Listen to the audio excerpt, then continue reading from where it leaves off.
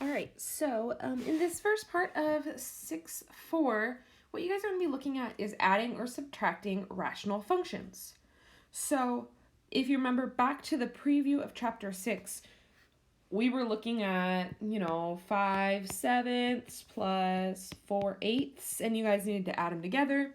What did they have to have? They had to have the common denominator.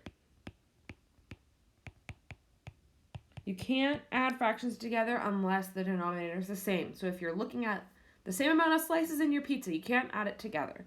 So in this case, we would make that 56, and we would multiply this by 8/8, and this by 7/7, gives you 40/56, plus 28/56, and that gives us 68/56, and that's our answer.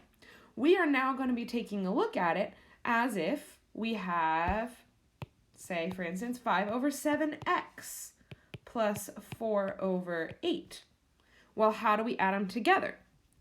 Well, our common denominator should be 56x. So that means I'm going to multiply this by 7x/7x, and this by 8/8. Now that gives me 40/56x plus 28x/56x, and that just turns into 28x plus 40/56x.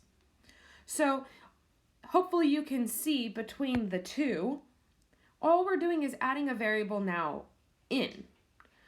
And so that's the one thing that we're adding on. So if you are struggling with adding fractions, our first couple ones are going to have same denominators, and then we're going to get into finding the sum or differences on our own.